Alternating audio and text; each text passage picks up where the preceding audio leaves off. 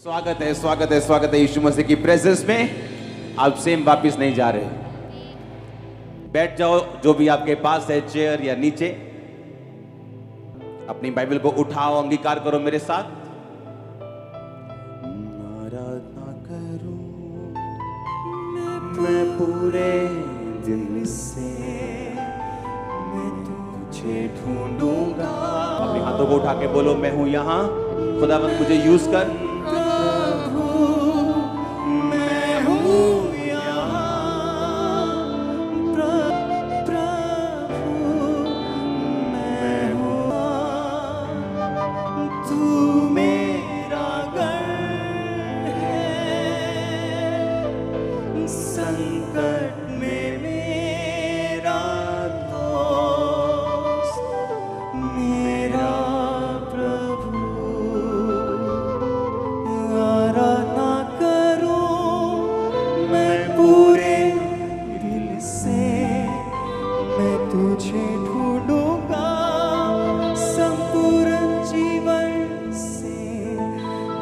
सेवा करूंगा मेरी सारी चीजों से, मैं हूँ यहाँ, मैं हूँ यहाँ प्रभु, मैं हूँ। प्रभु यीशु मसीह के सामर्थी नाम में हम मांगते हैं। आज का वचन आपको सेम नहीं रहने देगा। आप सेम वापिस नहीं जा रहे हो। आपका परिवार, आपका जुड़ा हुआ फाइनेंस, कुछ भी जो भी आपके साथ अटैच है चीजें, आज आप सेम नहीं जा रहे हो। वापिस एक नई शुरुआत के साथ जा रहे हो। और ये प्रोफेसी है, ये वर्ड नहीं आमीन हो चाह तो ये आपकी है।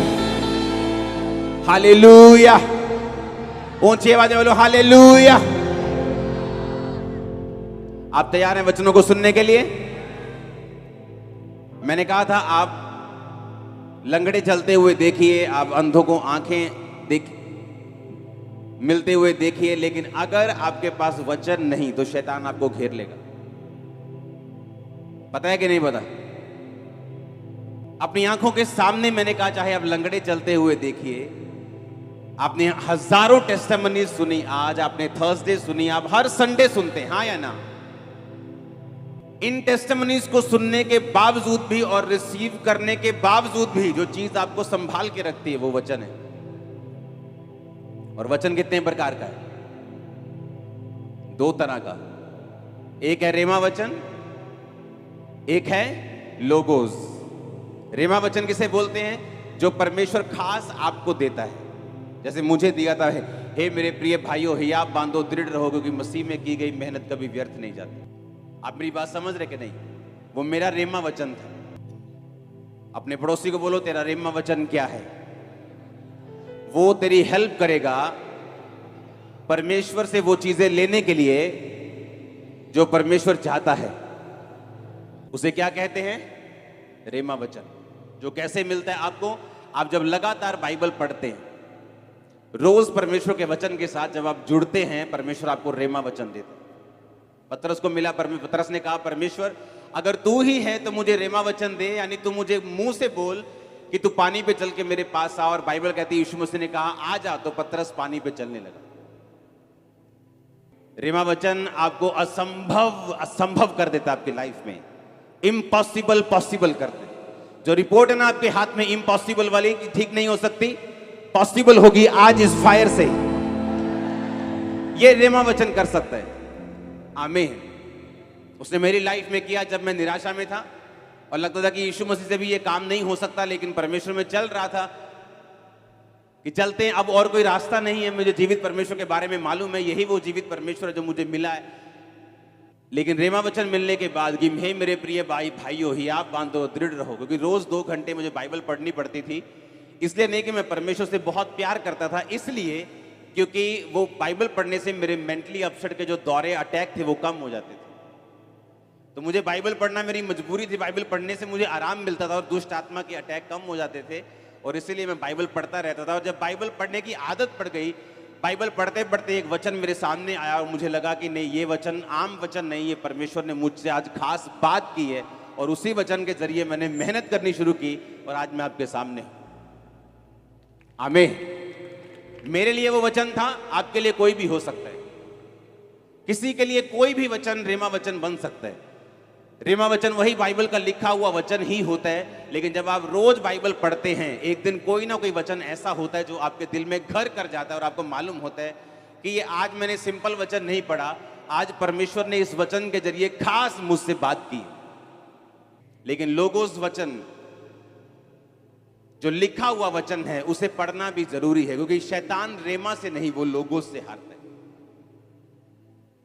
आपकी लाइफ में मिरेकल रेमा वचन से होता है, जो परमेश्वर आपसे बात करता है। लेकिन जब शैतान आपकी परीक्षा करता है, वो आपको रेमा वचन के बारे में नहीं, वो आपको लोगोस से, आपके माइंड में आपकी परीक्षा करता है। यीशु मसीह के पास आके उसने बोला, पत्थरों को बोलिए क्या बन जाए, रोटियां बन जाए। और यीशु मसीह ने रेमा वचन का यूज नहीं किया कि थोड़े दिन पहले मेरे लिए आकाशवाणी हुई थी कि मैं उसका प्रिय बेटा हूं, वो मुझसे बहुत खुश है। यीशु मसीह ने लिखे हुए वचन का यूज किया और कहा कि शैतान, लिखा है इंसान अकेली रोटी से नहीं परंतु परमेश्वर के मुख से निकले एक वचन से जिंदा रहेगा। आमीन। कितना इंपॉर्टेंट है लिखा हुआ वचन आपकी लाइफ में होना, कितना जरूरी है जो बाइबल आपके हाथ में है, इसे रोज पढ़ना। नहीं तो जितने मिरेकल्स आप देखते हैं, जितने मिरेकल्स आप रिसीव करते हैं, जितना सामर्थ्य आप रिसीव करते हैं, उसके बावजूद शैतान आपको धोखा दे जाएगा अगर आप इस वचन को नहीं पढ़ते तो। इमेजिन करो, लंगड़े चलते हुए देखना, पागलों को संगलियों से आजाद होते हुए चर्च में देखना, 25 साल बाद प्रेगनेंसी देखना, लंगड़ों को चलते हुए देखना, बॉर्न क्रिपल को चलते हुए देखना, और फिर भी शैतान से धोखा खा जाना, क्योंकि हमें लगता है कि हम परमेश्वर को पूरी तरह से जानते हैं। लेकिन बाइबल कहती है परमेश्वर के कामों को जानना और परमेश्वर को जानना, ये दोनों अलग अलग चीजें। बाइबल कहती है उसने इजराइलियों पर अपने काम प्रकट किए और मूसा के ऊपर अपनी गति प्रकट की। आनंदित हो जब परमेश्वर काम करे, खुशी मनाओ जब वो गवाहियां दे। हम हर रोज प्रार्थना करते, परमेश्वर हमारी गवाहियों के टेस्टिमनीज के लेवल को बढ़ा और सामर्थ्य दे, और लंगड़े चलाने की और मुर्दों को जिलाने की। लेकिन साथ साथ हम ये भी ध्यान रखते हैं कि जिस चीज ने हमें संभाल के रखना है और शैतान से बचाना है और उस पर वार करने का हमें ताकत देनी है, वो परमेश्वर का वचन है। अपने पड़ोसी को बोलो, रोज पढ़ना है, आराम से, ध्यान से, फोकस से और आत्मा से इसे पढ़ना है। आमीन। अगर आप बाइबल को पढ़ने की आदत डाल लेंगे तो जब शैतान आपकी परीक्षा करने के लिए आएगा, आप उसे दबा देंगे अपने पैरों के नीचे। मैं आपको सच कह रहा हूं, क्योंकि जब वो अपने क्वेश्चंस के साथ आता है तो आपके माइंड में आता है, आपके माइंड में वो अजीब से क्वेश्चंस पैदा करता है, सवाल पैदा करता है, आपको अलग अलग तरह से वो टॉर्चर करने की कोशिश करता है, आपको पाप के फायदे दिखाने की कोशिश करता है, वो कई कुछ करने की कोशिश करता है। और अगर आपने सिर्फ लंगड़े चलते हुए देखें और वचन के बारे में आपको जीरो नॉलेज है तो आप फंस जाएंगे। इसीलिए मैं कहता हूं कि उस चर्च को अटेंड करो जहां परमेश्वर का वचन आपको गहराई से मिल रहा हो। वो जहां भी हो, आप जहां भी, जिस देश में मुझे सुन रहे हैं, अगर आप वचन में कच्चे रह गए तो शैतान के लिए आप एक इजी टारगेट हैं। उसे मालूम है कि उसे एक्सपीरियंस है, वो पुराना सांप है, उसे मालूम है आपको किस तरह से घेरना है। उसने यीशु मसीह के पास आके बड़ी बड़ी बातें नहीं की। उसे मालूम था कि 40 दिनों का यीशु मसीह भूखे हैं, तो उसने कहा कि अगर तू परमेश्वर का बेटा है तो पत्थरों को रोटियां बन जाएं, बोल दे। शैतान को मालूम है आपको क्या चाहिए। किसी की कमजोरी पैसा है, किसी की कमजोरी व्यभिचार है, किसी की कमजोरी कुछ है। उसे मालूम है आपकी कमजोरी क्या है। किसी की कमजोरी डर है, किसी की कमजोरी उसकी पढ़ाई है, किसी की कमजोरी उसका बिजनेस है, किसी की कमजोरी उसके रिश्तेदार हैं। शैतान को मालूम है आपकी कमजोरी क्या है, और अगर आप वचन में कच्चे हुए, वो आप ही की कमजोरी को आप ही के खिलाफ यूज करेगा और आपको गिरा देगा। और वचन आपको ताकत देता है अपनी कमजोरियों के ऊपर ओवरकम करने के लिए। वचन आपको ताकत देता है अपने पाप के ऊपर कब्जा करने के लिए। इसलिए परमेश्वर ने कहा, अपने शरीर को शैतान के हाथों में, पाप के हाथों में नहीं सौंपो। अपने अंगों को धर्म के हथियार होने के लिए परमेश्वर के हाथों में सौंप दो। एक बार जरा जोरदार हालेलुया बोल दो जरा। आमीन। इसलिए अगर आप वचन से प्यार करते हैं, इसको रोज पढ़ते हैं, ये आपके मोबाइल में होना चाहिए, जिस तरह फेसबुक आपके मोबाइल में है। ये आपके घरों के ऊपर टंगा हुआ होना चाहिए। आपके फेवरेट वर्ड्स, आपके रेमा वचन, वो वचन जो आपके दिल को अट्रैक्ट करते हैं, जो वचन आपके दिल को अच्छे लगते हैं, आपको मालूम है कि कहीं परमेश्वर मुझसे इन वचनों के जरिए बात कर रहे हैं। ये आपकी गाड़ियों पे लगे होने चाहिए, ये आपकी साइकिल पे लगा होना चाहिए, आपके बाइक पे लगा होना चाहिए, आपके घर पे लगा होना चाहिए, आपके नौकरी वाले स्थान पे, आपके बिजनेस पे, आपके घर पे, आपके घर के दरवाजों पे ये लगा होना चाहिए। इसी ने आपको बचाना है। जो कुछ आप ले भी रहे हो ना खुदा से, अगर आपने कैंसर से हीलिंग ले ली है, इसको संभाल के भी वही वचन हेल्प करेगा कि आप रख सके। इतना जरूरी है परमेश्वर के वचन को पढ़ना और इसे समझना। आमीन। परमेश्वर ने इतिहास में बहुत से लोगों को ब्लेसिंग दी है, बहुत से लोगों को मसा दिया है, बहुत से लोगों को पदवियां दी हैं, लेकिन बाइबल कहती है कुछ लोग उसे संभाल पाए और कुछ लोग उसे नहीं संभाल पाए। दूसरा शमूएल 1 उसकी 16 1 से 16 और पहला शमूएल 15 उसकी 1 से 3 आप नोट करो सबसे पहले इन वर्सेस को। दूसरा शमूएल 1 उसकी 1 से 16 आयत को हम पढ़ेंगे। शाऊल के मरने के बाद जब दाऊद अमालेकियों को मारकर लौटा तो दाऊद को सिकलग में रहते हुए 2 दिन हो गए। तब तीसरे दिन ऐसा हुआ कि शाऊल की छावनी में से एक पुरुष कपड़े फाड़े सिर पर धूल डाले हुए आया, और जब वह दाऊद के पास पहुंचा तो भूमि पर गिरा और उसे दंडवत किया। दाऊद ने उससे पूछा, तू कहां से आया है? उसने कहा, मैं इजरायली छावनी में से बच के आया हूं। दाऊद ने उससे पूछा, वहां क्या बात हुई, मुझे बताओ। उसने कहा कि लोग रणभूमि छोड़कर भाग गए हैं, बहुत लोग मर गए हैं, शाऊल और उसके पुत्र योनातन भी मारे गए हैं। दाऊद ने उसको समाचार देने वाले से पूछा, तू कैसे जानता है कि शाऊल और उसका पुत्र योनातन मर गए? समाचार देने वाले जवान ने कहा, संयोग से मैं गिलबो पहाड़ पर था तो क्या देखा कि शाऊल अपने भाले की टेक लगाए हुए है। मैंने देखा, उसका पीछा किया। फिर मैंने यह भी देखा कि उसका पीछा किए हुए रथ और सवार बड़े वेग से दौड़े आ रहे हैं। उसने पीछे फिरकर मुझे देखा और मुझे पुकारा, और मैंने कहा, क्या आज्ञा? शाऊल ने मुझसे कहा, तू कौन है? मैंने उससे कहा, मैं अमालेकी हूं। उसने कहा, मेरे पास खड़ा होकर मुझे मार दे, क्योंकि मेरा सिर तो घूमा जाता है परंतु मेरा प्राण नहीं निकलता। तब मैंने ये निश्चय जान लिया कि वह गिर जाने के पश्चात बच नहीं सकता। मेरे पास खड़े होकर मैंने उसे मार डाला, और मैं उसके सिर का मुकुट, हाथ का कंगन लेकर यहां अपने प्रभु के पास आया हूं। तब दाऊद ने अपने कपड़े फाड़ कर कहा, जितने पुरुष उसके संग थे उन्होंने भी वैसा ही किया। सब बोलो आमीन। 12 आयत में लिखा, और वे शाऊल और उसके पुत्र योनातन और यहोवा की प्रजा और इजराइल के घराने के लिए छाती पीटने और रोने और सांझ तक कुछ न खाया, और इस कारण कि वह तलवार से मारे गए। फिर दाऊद ने उस समाचार देने वाले जवान से पूछा, तू कहां का है? उसने कहा, मैं तो परदेसी का बेटा अर्थात अमालेकी हूं। दाऊद ने उससे कहा, तू यहोवा के अभिषिक्त को नष्ट करने के लिए हाथ बढ़ाने से क्यों नहीं डरा? तब दाऊद ने एक जवान को बुलाकर कहा, निकट जाकर उस पर प्रहार कर। तब उसने उसको ऐसा मारा कि वह मर गया। और दाऊद ने उससे कहा, तेरा खून तेरे ही सिर पर पड़े, क्योंकि तूने ये कहकर अपने विरुद्ध साक्षी दी है कि मैंने यहोवा के अभिषिक्त को मार डाला है। अब ध्यान से समझना, जिस व्यक्ति ने शाऊल को मारा, 8 आयत को पढ़ेंगे। जब दाऊद ने पूछा, तू कौन है, तू कहां से आया है? उसने पता क्या कहा? कौन है वो? कौन है? कहता, मैं अमालेकी हूं। पहला शमूएल 15 उसकी 1 से 3। शमूएल ने यानी भविष्यद्वक्ता ने शाऊल से कहा, यहोवा ने अपनी प्रजा इजराइल पर राज्य करने के लिए तेरा अभिषेक करने को मुझे भेजा था, इसलिए अब यहोवा की बातें सुन ले। सेनाओं का यहोवा यूं कहता है कि मुझे याद है कि अमालेकियों ने इजराइलियों से क्या किया। जब इजराइली मिस्र से आ रहे थे तब उन्होंने मार्ग में उनका सामना किया, इसलिए अब जाकर अमालेकियों को मार, जो कुछ उनका है उसे बिना कोमलता किए नष्ट कर। क्या पुरुष, क्या स्त्री, बच्चा, दूध पीता, क्या गाय, बैल, भेड़, बकरी, क्या ऊंट, क्या गधा, सबको मार दे। कितने साल पहले? कुछ साल पहले परमेश्वर ने कहा, मैंने तेरा अभिषेक किया। अब तो एक बात सुन, जाके अमालेकियों को फिनिश कर दे। और बाइबल कहती, जब वो अमालेकियों को मारने के लिए गया तो दयालु बन गया। आप परमेश्वर से ज्यादा दयालु मत बनो। और दयालु बन के कुछ अमालेकियों को छोड़ दिया, गाय बैल भेड़ बकरे को छोड़ दिया। जब शमूएल वापिस आया तो उसने कहा ये क्या हुआ? उसने कहा यहोवा तुझे आशीष दे और मुझे भी दे, देखो मैंने अमालेकियों को मार दिया। कहता अगर मार दिया तो ये भैं भैं भैं भैं ये क्या हो रहा है इधर?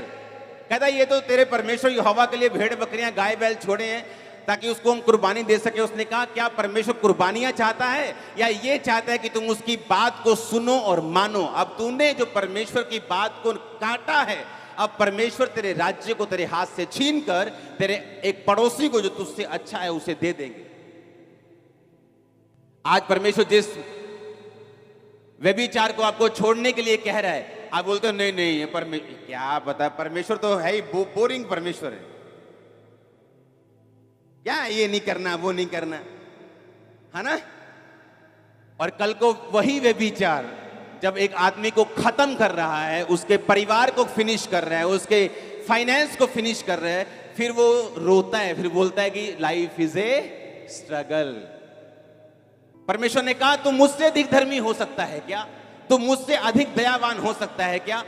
जब परमेश्वर की बात को उसने सुना, उसको लगा कि परमेश्वर थोड़ा ज्यादा कठोर हो रहा है, एक दूध पीते बच्चे को मारने की क्या जरूरत है? लेकिन परमेश्वर जानता था कि जिस वंश को तू छोड़ रहा है वही वंश तेरे सामने खड़ा होगा और वही तुझे मार देगा। और इसलिए दाऊद ने जब कहा तू कौन है, तूने जो शाऊल का सिर काट दिया और उसको मार दिया, तू कौन है, तू कहां से आया है? दाऊद को शक हुआ, उसने जानबूझ के उसने एक स्पिरिचुअल क्वेश्चन पूछा, तू कौन है, तू कहां से है? उसने कहा मैं अमालेकी हूं। दाऊद को याद आया कि ये वही अमालेकी है जिसको मारने के लिए परमेश्वर ने शाऊल से बोला था और वो फेल हो गया था, आज उसी ने उसको मार दिया। आज वही ड्रामा सीरियल जो परमेश्वर देखने के लिए मना करता है, 4 साल बाद जब वही ड्रामा घर में शुरू होता है तो दुखी होते हैं लोग। आप मेरी बात समझ रहे कि नहीं?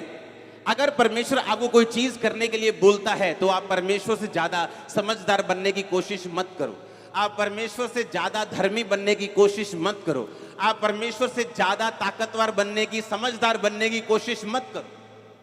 जो परमेश्वर का वचन कहता है हमें वो करना है। और बाइबल कहती है, उसने कहा मैं तो अमालेकी हूं, उसने कहा वही अमालेकी जिसको परमेश्वर ने कहा था कि इनके सभी लोगों को खत्म कर दे क्योंकि ये इजराइल के दुश्मन हैं, अगर ये रहेंगे तो इजराइल के वंश से जो परमेश्वर यीशु मसीह ने आना है वो नहीं आ पाएगा। अब हमारा युद्ध मांस और लहू से नहीं, हम अब जानते हैं, हाँ या ना? लेकिन तब परमेश्वर इजराइल को वंश को बचाने के लिए कि यीशु मसीह धरती पे आ सके, उनको अलग अलग तरह से हुक्म और आज्ञाएं देते थे, उनको अलग अलग तरह से बचाते थे। ये परमेश्वर की मर्जी थी उनकी जिंदगियों में।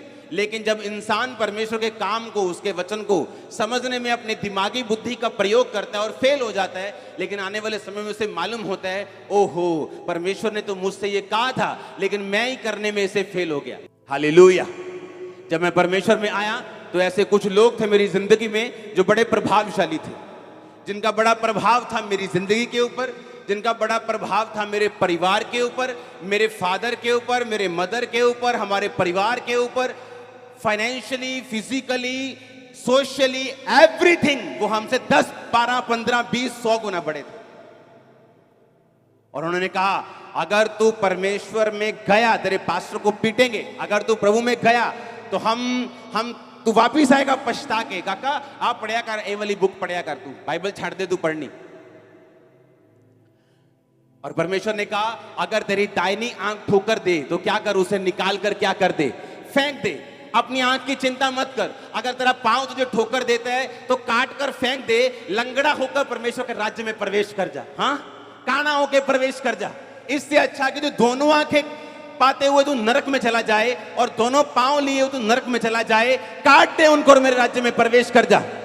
जो कुछ तू छोड़ेगा मैं 100 गुना दूंगा, जो कुछ तू मेरे लिए गवाएगा मैं तुझे 100 गुना दूंगा। ओ आमीन, ऊंचा चाहिए।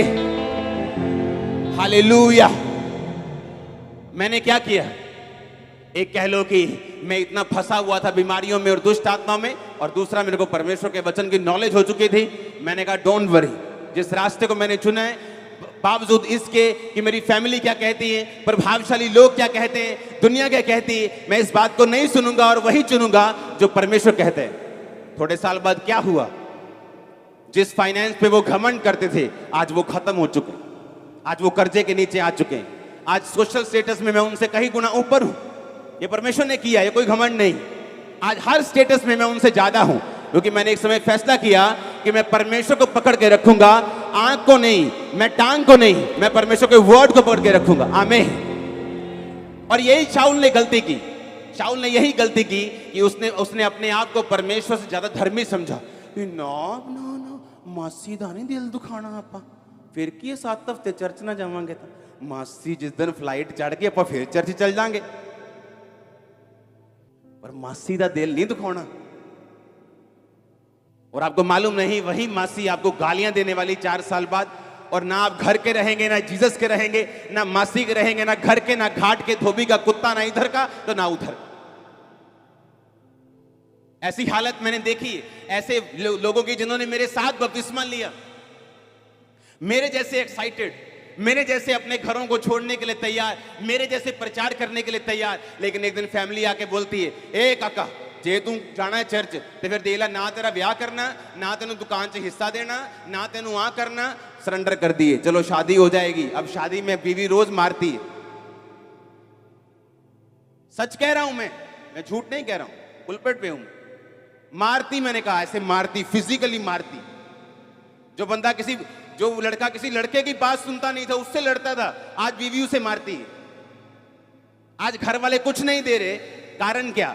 परमेश्वर बोलेगा, वो बोलता है अगर तुम मुझे छोड़कर संसार को चुनेगा, यही संसार तुझे शर्मिंदा भी करेगा, तुझे नीचा भी करेगा। अगर तुम मुझे चुनेगा, मैं 100 गुना तुझे आदर दूंगा और ऊंचा करूंगा।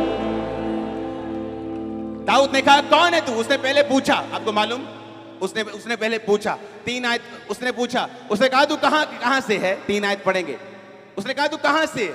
8 आयत में उसने फिर पूछा, उसने कहा तू कौन है भाई? उसे मालूम था कोई स्पिरिचुअल कनेक्शन है ये। उसने कहा तू कहां से, तू कौन है, तू कौन है? उसे मालूम था कि ये जो बंदा सामने है ना, ये स्पिरिचुअली नॉनसेंस इंसान है, जिसे ये मालूम नहीं कि यहोवा के अभिषेक के विरुद्ध तुम हाथ नहीं उठा सकते। इमेजिन करो, वो पास्टर भी जो गिरा हुआ है, तुम उसके विरुद्ध हाथ नहीं उठा सकते, और सोचो जो गिरा हुआ नहीं है उसके खिलाफ अगर तुम उठाओगे कुछ, तो परमेश्वर तुम्हारी हालत कितनी पतली कर देंगे। इमेजिन करो, जो गिरा हुआ है उसके खिलाफ परमेश्वर बोलने नहीं देते, उसके खिलाफ एक्शन लेने नहीं देते, और सोचो जो खड़ा हुआ है, जो गिरा हुआ नहीं है, उसके खिलाफ कोई बोलेगा तो परमेश्वर क्या हालत करेंगे। वो तुम्हारे साथ है, तुम्हारे परिवारों के साथ है, ऊंचा करने के लिए, तुम्हें ब्लेस करने के लिए, तुम्हें संसार में उत्तम ब्लेसिंग देने के लिए, तुम्हें ऊंचा ऐसा करने के लिए कि लोग देखें। मैंने कहा वो तुम्हारे साथ है यीशु मसीह के नाम में। Hallelujah, hallelujah. क्या चाहते हो तुम? अपने बॉस की बात सुन के यीशु मसीह को छोड़ देना क्योंकि तुम्हें नौकरी प्यारी है? वो तुम्हें खुद बॉस बना देगा अगर तुम खड़े रहोगे तो। आज वो लोग जो प्रभाव रखते थे, आज खुद परमेश्वर में आना चाहते हैं, क्योंकि मैं खड़ा रहा, परमेश्वर, मैं खड़ा रहा, मेरा परिवार मेरे पीछे आया, लोग मेरे पीछे आए, अब वो पीछे आए, क्योंकि ये रीजन था। परमेश्वर ने कहा, आपको मालूम, जो लोग आपका विरोध करते हैं, एक्चुअल में परमेश्वर उनको ब्लेस करना चाहते हैं, और शैतान उन्हीं को यूज करता है आपके खिलाफ। और अगर आप उस समय इंसान की शक्ल ना देख के परमेश्वर की योजना को समझेंगे, और इंसान को अगर ऑफेंड करना पड़े, नाराज करना पड़े, आप कर देंगे, लेकिन परमेश्वर को पकड़े रहेंगे, आप उसी इंसान की आशीष का कारण बन जाएंगे जो आपका विरोध कर रहा है। तो अगर आप परमेश्वर की बात नहीं सुनेंगे और शैतान की बात सुनेंगे और इंसान की बात सुनेंगे, उनका भी नुकसान होगा और आपका तो होगा ही होगा। इमेजिन करो, अगर मैं उन लोगों के पीछे लग जाता, आज वो खुद भी कंगाल हो चुके और मुझे भी कंगाल कर देते, फिर दोनों कंगाल कंगाल घूमते, स्पिरिचुअली कंगाल, आत्मा में कंगाल। पैसा कोई बड़ी बात नहीं है, गलत लोगों के पास भी बहुत है। पैसा उतना चाहिए जितने से आप अपनी जिंदगी को परफेक्टली गुजार सकें बिना पाप किए। आमीन। मैं वही पजामा और टी शर्ट में घूमता हूं, चाहे 2-2 साल हो गए मेरे को लिए हो, कई बार मुझे कोई फर्क नहीं पड़ता। मैं भी आप ही की तरह वो हरी सब्जी खाता हूं, क्योंकि मुझे वेट कम करना है, कभी बढ़ जाता है, कभी कम हो जाता है। हालेलुया। चिंता मत करो पैसों की, परमेश्वर की चिंता करो। तुम्हारे पैरों के नीचे होगा पैसा, मैं आपको बता रहा हूं। तुम चलोगे ना, परमेश्वर बिछा देगा उसको। आप मेरी बात समझ रहे हो कि नहीं? आपको ये प्रूफ करना होगा कि आप उसकी संतान हैं, आप उसके सन हैं, आप उसके रियल डॉटर हैं। आपको अपने कर्मों से प्रूफ करना होगा। याकूब कहता है कि तुम अपने विश्वास को बिना कर्मों के दिखाओ। तुम बोलते हो मैं विश्वासी हूं, बिना बिना कर्मों के तुम नहीं। कहता मैं अपने विश्वास को कर्मों के द्वारा दिखाऊंगा। यानी जो कर्म नहीं करता वो विश्वासी नहीं। आपके कर्म बताते हैं, परमेश्वर में लिया गया स्टैंड बताते हैं। जो चीज परमेश्वर आपको आज मना कर रहा है वो आपको दुखी कर सकती है, वो आपको नाराज कर सकती है, आपको थोड़ी मुश्किल में, दुविधा में डाल सकती है, लेकिन याद रखो वो आपके लिए लाइफ सेविंग रेमेडी है। अगर शाऊल इस बात को समझता कि परमेश्वर ने क्यों अमालेकी दूध पीते बच्चे को भी नाश करने के लिए क्यों बोला, तो वहां वो मरता ना। मैं आपको गारंटी देता हूं। आप प्रभु से ज्यादा धर्मी मत बनिए, परमेश्वर से ज्यादा आप चालाक मत बनिए, प्रभु से ज्यादा समझदार मत बनिए। उसको मालूम है कि फ्यूचर में शैतान आपके लिए क्या रखे बैठा है, और परमेश्वर को यह भी मालूम है कि वो फ्यूचर में आपको क्या देना चाहता है। आप मेरी बात समझ रहे कि नहीं? इसलिए जो लोग वचन को नहीं समझते, जो लोग वचन को नहीं जानते, वो अपनी लाइफ में एडजस्टमेंट के साथ चलते। जिधर पलड़ा भारी उधर के हो गए, जिधर थाली का बैंगन इधर संसार भारी तो संसार की तरफ हो गए, आत्मा में भारी तो आत्मा की तरफ हो गए। ऐसा परमेश्वर नहीं चाहता। वो चाहता है जो स्टैंड आपने लिया है, जो जिस बात पे आप विश्वास करते हैं उस पे खड़े रहें, परमेश्वर के वचन पे अड़े रहें, ताकि आप गवाहियों के साथ वापस आ सकें।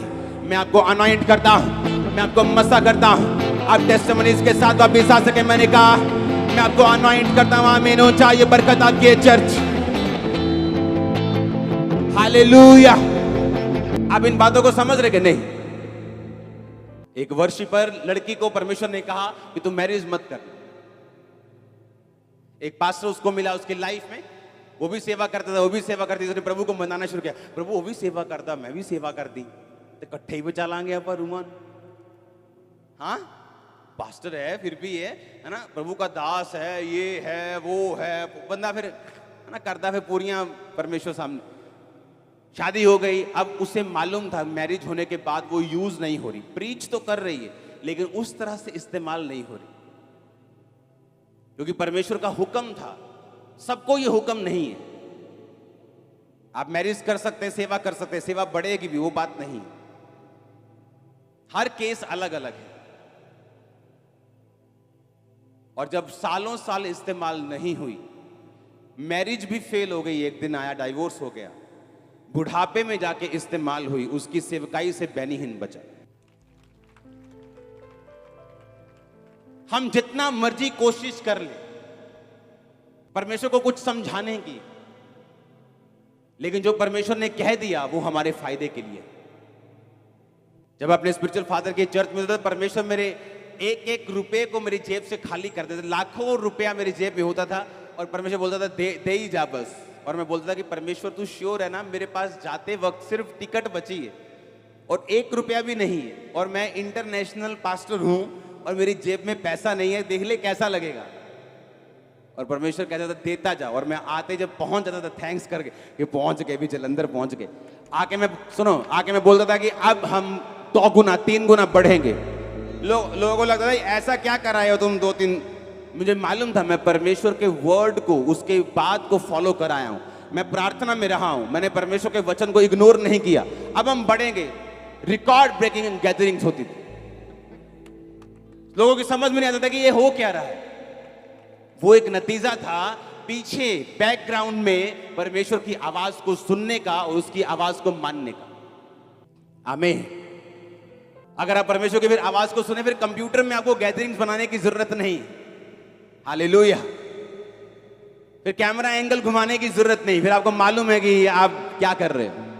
आप मेरी बात समझ रहे कि नहीं?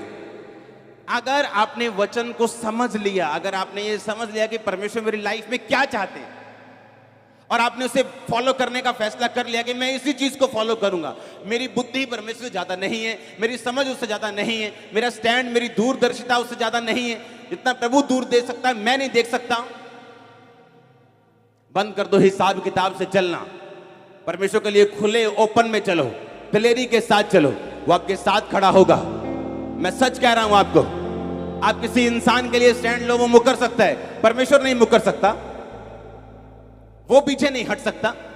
वो सर्वशक्तिमान परमेश्वर है। उस पतरस ने कहा, परमेश्वर हम सब कुछ छोड़ के तेरे पीछे हो ली, हमें क्या मिलेगा?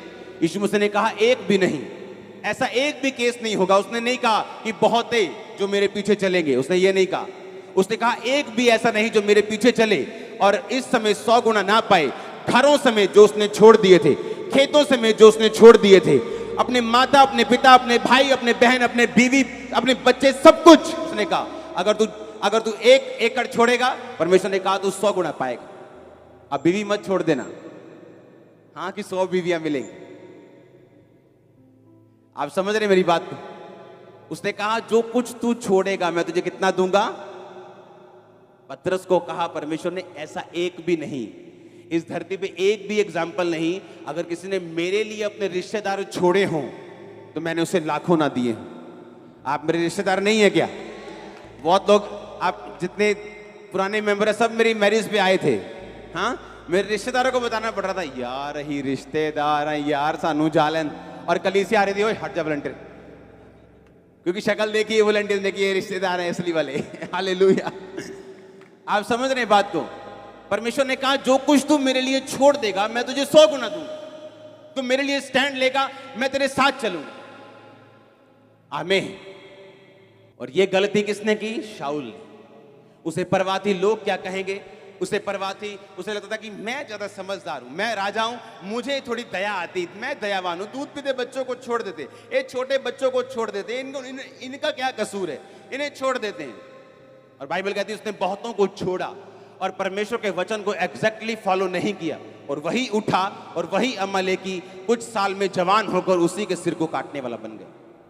वो व्यभिचार जो आज आपकी लाइफ में है, आज छोड़ना होगा उसे। वो चोरी की आदत आज छोड़नी होगी, वो कमी आज छोड़नी होगी, वो डर आज छोड़ना होगा, वो अंगीकार आज करना होगा। कल को उसे बड़ा मत करो, सांप को बड़ा मत करो, उसे अजगर मत बनाओ। आज तो वो काट रहा है, कल वो निगल लेगा अगर आप उसको बड़ा करेंगे। परमेश्वर नहीं चाहता।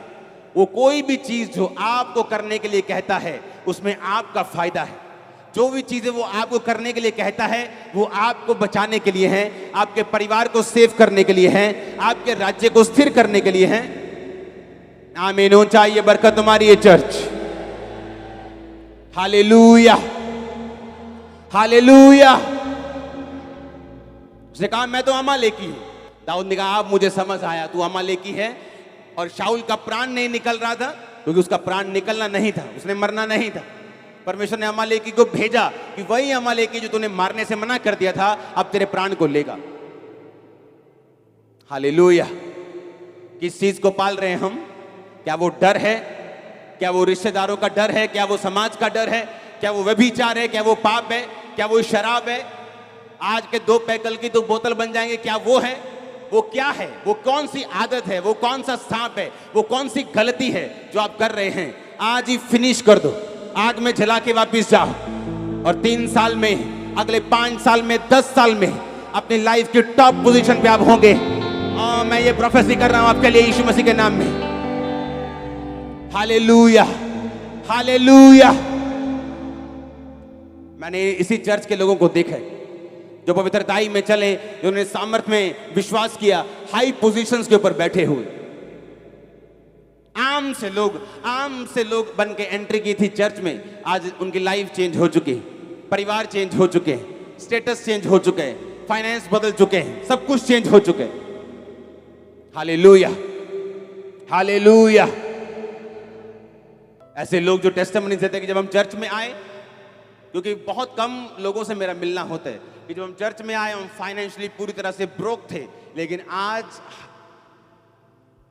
हमारे पास इतनी ब्लेसिंग है, इतनी ब्लेसिंग है, इतनी ब्लेसिंग है, हमारे बैंक्स भरे हुए हैं। इसी चर्च के मेंबर्स सिर्फ फॉलो किया कि हम 4 साल से फॉलो कर रहे हैं, हम 5 साल से फॉलो कर रहे हैं। जो परमेश्वर करने के लिए बोलता है उसका रिजल्ट बाद में आता है। वो आपको प्रार्थना करने के लिए बोलता है, पाप छोड़ने के लिए बोलता है, बोने के लिए बोलता है। एकदम से आपकी लाइफ में रिजल्ट नहीं आता, लेकिन वो धीरे धीरे रिजल्ट आता है। लेकिन जब आता है तो पक्का आता है। जब वो घर बनाता है चट्टान के ऊपर तो वो सदा के लिए होता है, वो टेम्परेरी नहीं होता। आप उस घर में रहेंगे, आपके बच्चे रहेंगे, आपके पोते रहेंगे। आप मेरी बात समझ रहे कि नहीं?